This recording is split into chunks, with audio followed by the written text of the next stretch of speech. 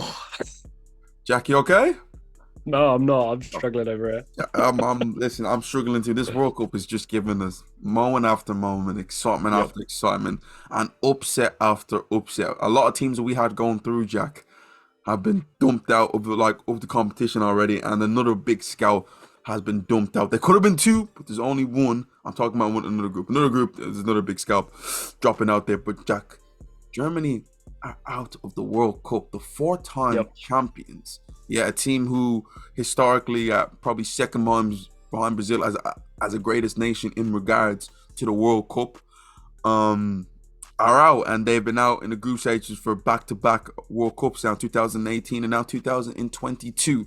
Now let's just talk about it here. Obviously, we're going to talk about the Spain South Korea because both games kind of go hand in hand. But I don't know where to start, Jack, because there's a lot of stuff to really break down in this one whole group right now. And let's. I don't know where you want to start, Jack. You can just Well, go off first of all, talk about what you I want want to to go. talk about the fact that Japan chose to lose against Costa Rica, but then beat multiple-time champions Spain and beat multiple-time champions Germany. I don't know what your priorities are there, Japan. I mean, it's worked well for you. Congratulations. But I think it just proves that any time that you think you know what you're talking about, you and I pretend to know what we're talking about out here. You know, Yeah. we'd say we've got a little bit of skin in the game. We've followed it for a long time. Something we've studied, right? It's something I think we'd say that better than maybe the average man on the street that you and I can speak to it and be like, oh, I think this will happen. Here's why, blah, blah, blah. It all gets thrown out the window this World Cup. That's what it feels like. Germany are out. I mean, James, I didn't even check the video. I know you and I both picked Spain and Germany to go through here. 100%, 100%. And of course we did, right? Of course we did. I mean, don't get me wrong. This isn't the strongest Spain squad we've ever seen, but I'm looking at the starting 11 here. Antonio Rudiger, obviously one of the better centre backs in world football right now. Joshua Kimmich, I know, there've And been Jack was talking about not the Spain team, the Germany team. yeah, sorry, the Germany team. Joshua Kimmich, I think we know how amazing he is. The comparisons to Philipp Lahm, this kind of thing. Leon Goretzka, the athlete he is. Ilkay Gundogan, what he's been able to do at City. Jamal Musiala as well, obviously what he's been able to do and develop at Bayern Munich. Leroy Sané, Serge Gnabry, two of the better attacking wide players in world football. And Thomas Müller is a killer in these major tournaments. So I don't know what to make of it, but it just proves that, James, this is competitive top level sport. So, sometimes it just gets thrown in the mix and you don't know what's going to happen. Jack, when I mean like I don't know what I'm talking about, you don't know what we're talking about. It's just the proof's in the pudding from what we just seen right here, Jack. The fact of the matter is, me watching the Germany and Costa Rica game, me looking at it like Costa Rica, all they had to do was to win, and they were going through. And Madness. the maddest thing about it, their approach, I felt it was so negative in it. Like in the first half, they didn't really try and like go at Germany to try and get that goal, to try and put them in a position to be successful. I'm like, listen, Germany are just going to walk all over them. And I was just looking at their approach and the amount of times that they would try to go out on the attack because they have so many players sat back. Germany just winning back, and then it's just wave after wave after wave of German attack. And I'm thinking, what are they doing here? I go downstairs, come back up, it's 1-1. I sit back down, have a little chillax, it's 2-1 to Costa Rica, and I'm thinking, am I mad? Am I mad? What's going on here? And Jack, for a good 5 to 10 minutes, yeah, Germany and Spain were both going out, and Costa Rica and Japan were going through. That would have been nice. I would have liked that. I would have loved it if it stayed like that, but just for that concept to just happen, especially during the third game with 20 minutes left, I was like, what am I watching here? Well, I'll let you sound off here. I think you and I talked about this just before we started recording here. I still believe that the best overall quality will always be in the Champions League final as opposed to the World Cup final. I do believe that. I think the highest level of football that can be played is the Champions League. I believe that. But in terms of difficulty to win, I'm just going to let you sound off for a minute. But James, the World Cup's the hardest cup competition in this sport, and maybe in any sport to win. I think that's fair to say, isn't it? 100%, as me and Jack were talking about before this, for you to win a World Cup, it's not like it's every 2 years or every year like the Champions League is. It's every 4 years. And how many players get to play in 5 tournaments? You only see a handful of players get to play in like 5 tournaments, even get to play in 2 tournaments. To play in one World Cup, you have to be privileged. I've seen so many great players who never got the chance to play it for so many crazy reasons. But as Jack mentioned, all the stars have to align. The squad needs to be right. You have to have a bit of fortune with what group you're in. The matchups the matchups, and the biggest thing for me is injuries, players missing Injuries, yep. out, and then you may get a little gem come out of nowhere, and Well, and like something like Mesut I'll Ozil or give something like that back in the day and for I'll Germany. give this example as well. I said this to James before recording as well. Nigeria, right? They could have the best team the country's ever produced in 2023. That'd be fine. But the next World Cup's in 2026. I don't know how, if that squad's staying together, if it's still going to be at its peak in 3 years' time. It doesn't work that way. Sometimes, again, I think referenced Belgium, the early 2000s teams for England, Brazil, these kinds of teams. You've got to time it right. And if the timing doesn't work for you, then you're in trouble and you're not going to win one. And as I said, it's knockout football, so the game can switch on anything. A bad decision, a bad mistake from your team, and you're 1-0 down. To look at this Belgium team, they think that we'll obviously get to them, that they never won anything with this sort of array of talent that they have. I don't think Belgium will ever. We talk about a golden era. I don't think Belgium will ever have that sort of talent, right, in one group ever again. No. In the history of Belgium football. So it's just everything needs to come together, Jack. And James as well, we were talking about that. We've talked prior when we were predicting this and just, previewing the World Cup. We were talking about the teams that were head and shoulders above everybody else. Like Argentina, I think we said one of those teams. Who'd have thought, right? We're just getting into the final parts of the match days. James, there are 2 100% win teams. There are 2. Brazil, Portugal, right? And that it's not necessarily been pretty for either of those guys anyway. So I'm just saying, we've got a couple of match days here left. I don't know if either of these teams are going to be 100% going through the group stages, and it's only 3 games. Yeah, and Jack, just going back to the 2 games. To be fair play to Germany. I felt the player who made a massive difference when he came on was Kai Havertz. I don't know, again, I'm very critical of him since his move to Chelsea. From the point of view, you see the ability there, but the consistency has not been there to produce to dominate games.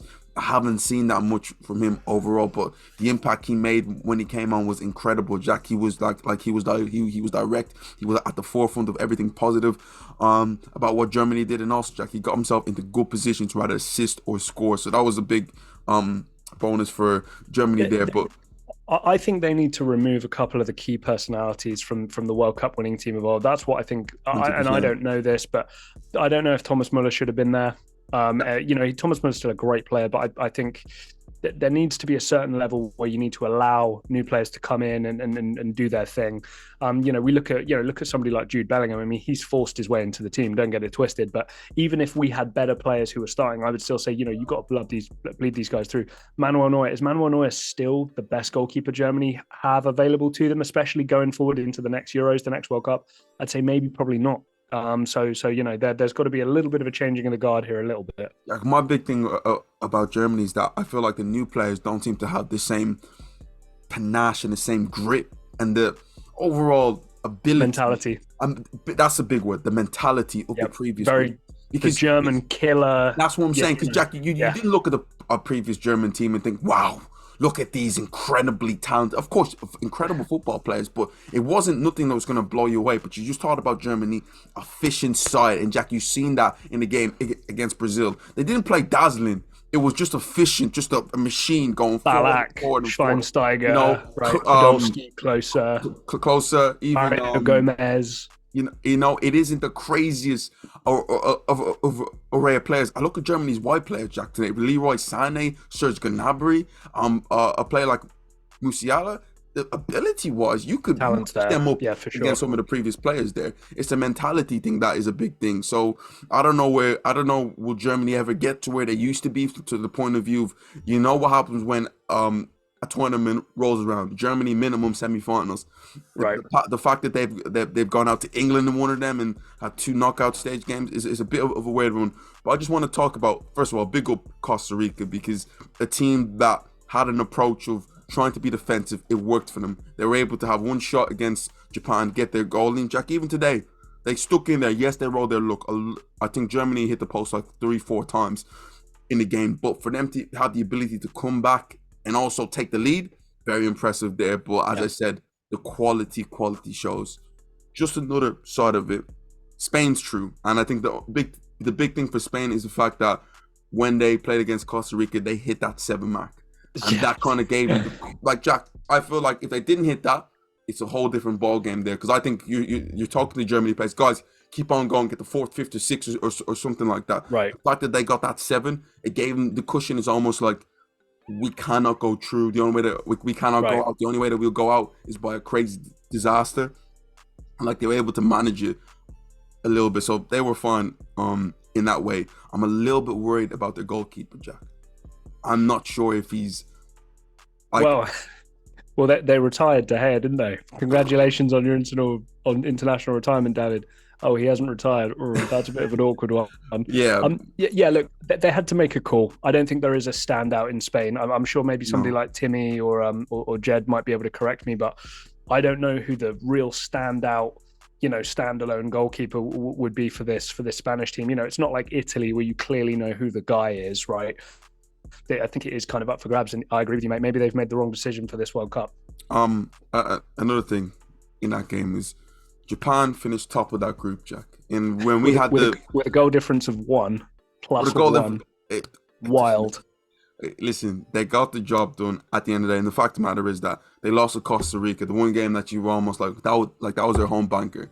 They beat Germany and they beat Spain, and I'm thinking like you look at that knockout stage right now. Should teams be fairing a team like Japan, showing that when the game gets bigger from the point of view of like the opposition is a lot more tougher from the quality standpoint, that they can rise to the occasion. They've done it on 2 occasions now, Jack. I think teams clutch games, James, narrow victories, clutch games. Games. As much as blowing somebody out is impressive and stuff, it's almost more impressive, especially against a tougher opponent, to beat them in close games. It really is. Big up to them, and they're gonna go against Croatia. Now let's just take it over to the other side. Now Croatia were able to go through today in a tough, fought out 0-0 draw against Belgium. And Jack, when we did our predictions at the start, looking at the group stages, Belgium was a team that we knew that it wasn't the same Belgium of 2, 3, 4 years ago, but it's a team that we still expected to go through.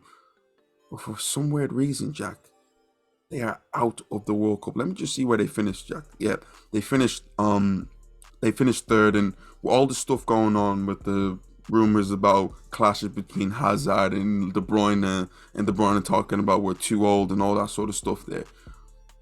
How do you think this is all happened to the point of view that Belgium are not going through to the next round? They're the lowest.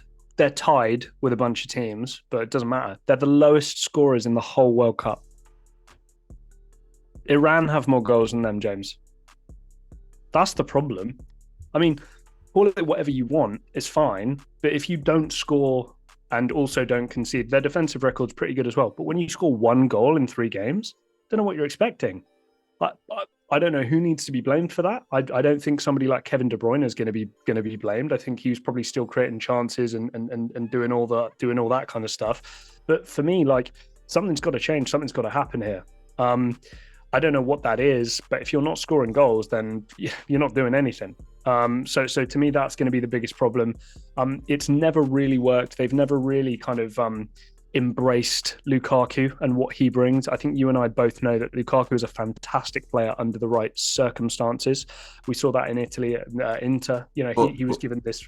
Sorry, mate, go ahead. But Jack, I think the biggest thing, if you guys see the match, yes, Lukaku's great and everything like that, but I have a big vendetta with him from the point of view, Jack. I'm a big supporter of him. I'm a big fan of him, but I've seen this on too many occasions where the big chances happen and he, for some weird reason, doesn't take them. I've seen it in 2018. I mean, I see it in the last Euros where the game against Italy, Jack, he has a chance, point blank range, to put Belgium back leveled at 2-2. He misses it. Today he comes on, and granted, he hasn't been fit all the time, and he was my top goal scorer because I know when he's fit, he's gonna get chances. And Jack, he got 4 good chances when he came onto the field, Jack, and goodness gracious me, some of them you can't miss it. And I felt sorry for him to a certain point, but also it's like, you're a striker, you're their all-time leading goal scorer. You can't let your team down there, Jack. Some of them were like, there was the one where the ball flashes across the goal, it hits him on the, like, if that was, maybe if he was fit, it's a completely different story and he's adjusting his body and scoring, but he's just trying to push it in with his side of his chest, and the ball goes out wide, and you're thinking, this is getting ugly now. And Well, it is, and Roberto Martinez not being there doesn't surprise me at all. You know, again, even if you just look at the starting lineup, I don't know what the idea here is. I mean, I don't know what they're trying to do. You know, I've got Kevin De Bruyne hit there as that kind of like right attacking mid position. You've got Dendoncker and Witsel playing as a double pivot. Meunier's not that attacking really. Castagna, yeah, I'm pretty sure Castagna's a right back as well, playing left back. Carrasco hasn't been super devastating for a long time. Trossard plays well in that Brighton system, you know, where he knows all his teammates and plays well. Dries Mertens is playing in the MLS. I think with a lot of these teams, James, they're scared to move on and they need to just bite the bullet. And whoever the kind of hot prospects coming through, you know, James, Yuri Tielemans should be starting the game. 100%, Plain and simple. You know, I look at somebody like De Ketelaere as well. He should be playing. Doku as well, maybe should be given a shot as well. So to me, again, I'm glad Roberto Martinez is gone, but yeah, you have to score goals.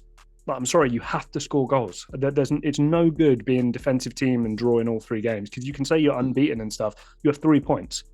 You know, you're busting it and just winning 1 game. You have the same amount of points. You know, like especially in this World Cup, having a good group, having a good harmony in the group is a big thing. I've heard it with the great Spain team, how before every game they would just go to Iker Casillas' room. They used to have some, I think, tea or something like that. Don't quote me on that, but they used to have just something to drink in Casillas' room. They used to all come together as a whole group, and the fact you're hearing that there, we've seen many occasions of teams who are not don't have good harmony. You know what happened? We've seen that so many times. France, right? Team, yep. On many occasions, Cameroon, like so England's many times. Teams historically too. So to me, that's a big point. But it's just sad to see a team that I've supported throughout the last few years in Belgium go out with a bit of a whimper from the point of view of this golden era, because the fact you had Hazard. I don't have any sympathy for him though. I really don't. I'm kind of over it. I've heard how great this squad is for such a long time. I'm over it. I'm more inclined to give credit to Croatia. We always know that the midfield in these Eastern European teams is going to be incredible. It must be something in the water in Eastern Europe. Defensively as well, they're going to have names. They're going to be stout and strong. And in an attacking sense, there's always a couple wild cards in there who you can't quite predict. So credit where credit's due. You know, Lovren, Vardiol. My biggest thing with this Croatian team is the patience and the experience and the understanding of each game. Jack, the game against Canada, Jack, Canada had them. I thought, oof, they might get blown over. The fact that Canada's physicalness from the point of view of how athletic that they were, each player there, especially Alphonso Davies, really got to this team. And most teams in that situation there might have crumbled, but they were patient. And Jack, just to see what happened with them, they knew that at some point they're going to get hold of this game with the type of ball players that they have, like a Luka Modric and a Kovacic. And they did that, stayed in the game, got their 2 goals, showed the quality, and then after that, they just had Canada by the choke. They had Canada by the throat and ran out 4-1 winners. But how patient they were and how much that they believed at some point something's going to give was really, really impressive. And Jack, you seen that here today. It's not easy to hold Belgium to a 0-0 game, Jack. That's not easy, especially when there's yes they rolled their luck from the point of view of the chances that Belgium had. They were unforgivable. You can't miss them, but they stayed in the game and they're through again. Like we keep on talking about, this team's getting old.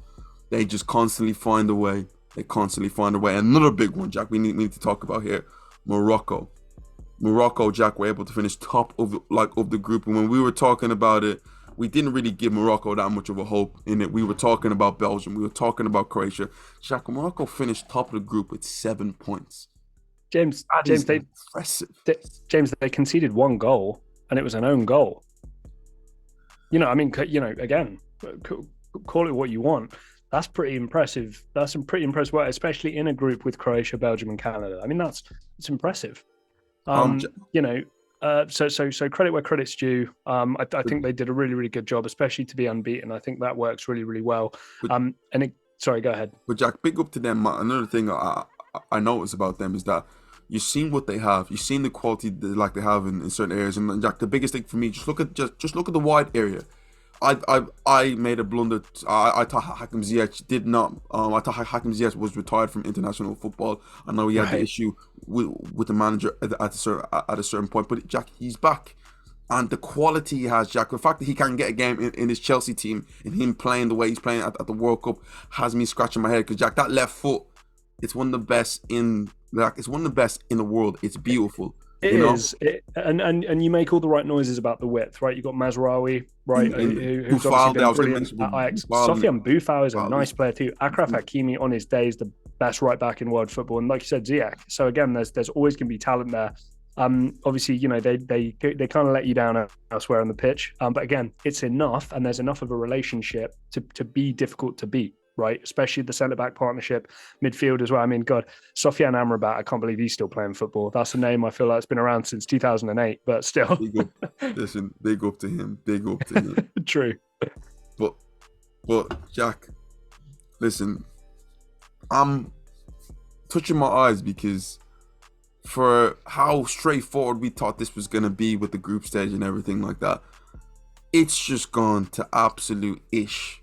Yes. You know, like the World Cup has been wiped wide open because people may say, "Oh, yeah, the big teams are going to take, are going to show the quality. The cream always rises to the top." And yes, that happens to a certain point. But Jack, are we going to rule out a team like Morocco now?